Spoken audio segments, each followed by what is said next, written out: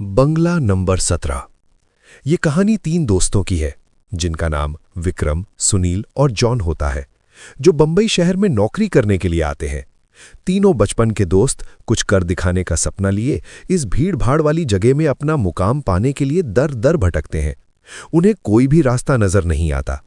अपने छोटे से गांव में रहकर कॉलेज की पढ़ाई करने वाले सुनील और विक्रम ने कभी सोचा भी नहीं था कि सफलता पाने के लिए इतना दर्द झेलना पड़ता है। वहीं जॉन अपने पापा के बिजनेस में पहले से ही संघर्ष कर चुका था, जिस वजह से उसे इन सब चीजों की आदत सी हो गई थी। जॉन अच्छे से जानता था कि सफलता इतनी आसानी से नहीं मिलेगी, क्योंकि उसने अपने पापा को दिन रात मेहनत करते हुए देखा था। तभी तीनों को सुबह से भटकते भटकते शाम हो जाती है, लेकिन ना कोई नौकरी और ना ही कोई रहने का ठिकाना उनके हाथ लगता। तीनों मायूस होकर एक छोटे से होटल में खाना खाते हैं। दरअसल उनके पास कोई खास पैसे भी नहीं होते। वो तो सिर्फ अपनी 1-2 दिन की व्यवस्था बनाकर निकले थे। उन्हें लगा था कि आते ही उनके साथ कोई चमत्कार होगा और उनको नौकरी मिल जाएगी। तीनों एक बिल्डिंग के पास पहुंच जाते हैं। कुछ देर बाद सभी बिल्डिंग के गेट के पास बैठ जाते हैं। 1-2 घंटा बैठे हुए गुजर जाते हैं, तभी बिल्डिंग के चौकीदार की नज़र उन पर पड़ती है और वो जोर की आवाज़ में उन्हें डांटते हुए कहता है, कौन हो तुम लोग? यहाँ क्यों बैठे हो? तीनों अजनबी शहर में किसी को पहचानते नहीं और ना ही उनका कोई ठिकाना है। तीनों अपनी जगह पर जल्दी खड़े हो जाते हैं और अपनी बात चौकीदार को बताते हैं। चौकीदार को तीनों की हालत देखकर उन पर तरस आता है। उसे एहसास होता है कि कुछ सालों पहले ऐसे ही वो काम मांगने आया था। तब किसी ने उसे सहारा दिया था और आज कम से कम वो इतने बड़े शहर में छोटे से काम के साथ जीवन यापन कर पा रहा है। जॉन उन तीनों में थोड़ा समझदार होता है। वो चौकीदार से कहीं रहने के जुगाड़ की बात कहता है, क्योंकि उसे पता है कि अभी उनकी हालत किराया देने की नहीं है, तो उन्हें कोई किराए से कमरा क्यों देगा। तभी चौकीदार अपने एक दोस्त से फोन पर बात करता है, जो वहीं से कुछ ही दूर बंगला नंबर 17 में साफ सफाई का काम करता है। चौकीदार अपने दोस्त को सारी बात बताता है। तभी उसका दोस्त कहता है कि मेरे साहब तो अपने परिवार के साथ 2 महीनों के लिए बाहर गए हैं, तब तक मैं रहने का इंतजाम कर सकता हूं।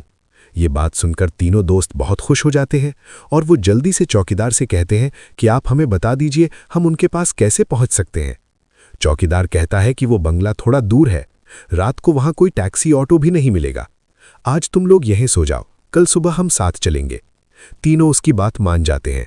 सुबह उठते ही तीनों चौकीदार के साथ बंगले में पहुंच जाते हैं। बंगले की खूबसूरती देखकर तीनों दोस्त हक्का बक्का रह जाते हैं। उन्हें यकीन ही नहीं होता कि उन्हें इतने अच्छे बंगले में रहने का मौका मिलेगा। बंगले का नौकर तीनों दोस्तों को गेस्ट रूम में ले जाता है। तीनों दोस्त रूम में पहुंचकर राहत की सांस लेते हैं। जल्दी से तीनों नहाकर तैयार हो जाते हैं और काम की तलाश में निकल जाते हैं। अब रहने का तो ठिकाना लग चुका था, तलाश थी केवल अच्छे काम की, जिससे उनका गुजारा चल सके। लेकिन आज भी उनके साथ वही होता है। सुबह से शाम हो जाती है, लेकिन तीनों हताश होकर वापस अपने स्थान आ जाते हैं।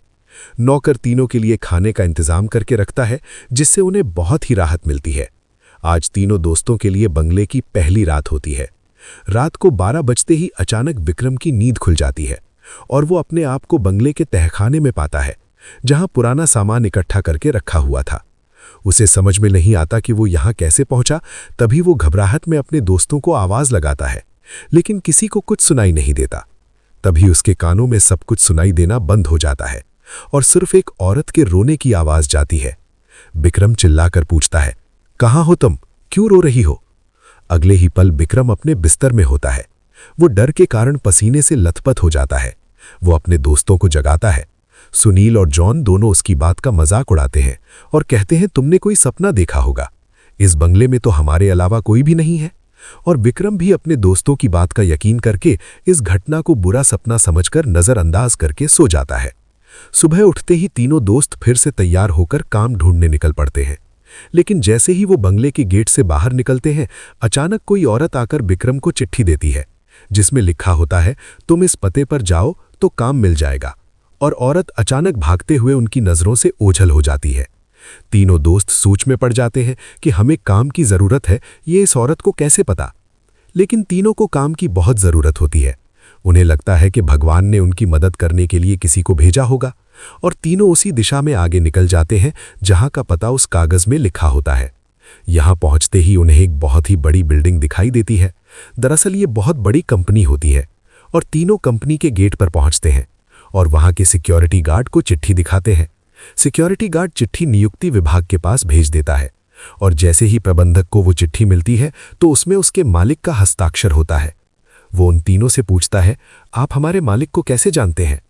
तभी विक्रम जवाब देते हुए कहता है, मैं तुम्हारे बॉस का दोस्त हूं। अब प्रबंधक के पास उनको काम ना देने के अलावा कोई विकल्प नहीं होता। कंपनी के मालिक का हस्ताक्षर जो उस चिट्ठी पर मौजूद था।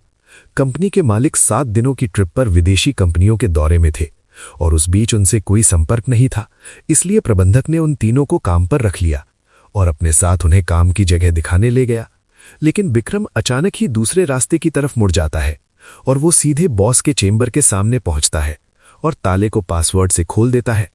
कंपनी का प्रबंधक ये देखकर आश्चर्यचकित रह जाता है। उसे यकीन ही नहीं होता कि जो पासवर्ड केवल कंपनी के मालिक को पता है, ये इसे कैसे पता चला। अब प्रबंधक उसे कोई खास आदमी समझने लगता है। उसे पूरा यकीन हो जाता है कि हो ना हो ये व्यक्ति बॉस ने ही भेजा है और वो उसे बिना रुके हुए अंदर जाने की इजाजत दे देता है।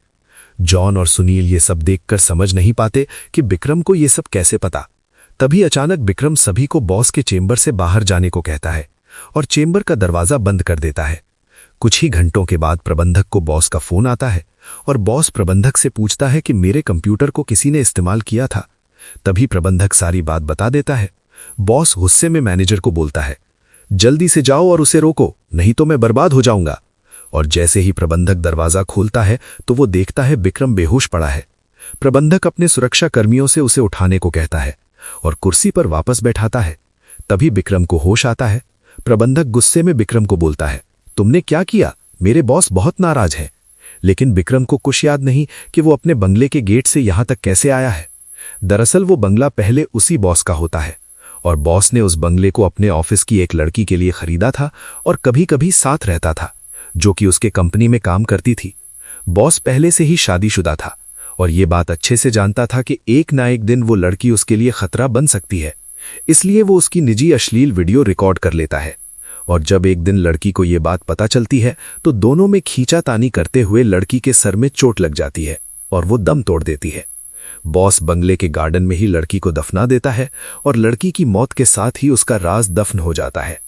लेकिन जब उस बंगले में तीनों दोस्त आते हैं तो विक्रम गार्डन में घूमते घूमते उस जगह पर अपना पैर रख देता है जहां उस लड़की को दफनाया गया था, जिस वजह से उस लड़की का सीधा संपर्क विक्रम से बन जाता है।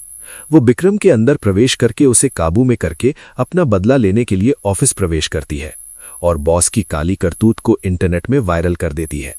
बॉस को विदेश से ही गिरफ्तार कर लिया जाता है। उसका काला चिट्ठा सबके सामने खुल जाता है और वो बेनकाब हो जाता है। उस लड़की ने मरने के बाद भी अपना बदला ले लिया था। अब शायद उसकी आत्मा को शांति मिल जाएगी। तीनों दोस्त उस बंगले को बुरा सपना समझकर भूल जाते हैं और इस दर्दनाक भूतिया कहानी का अंत हो जाता है।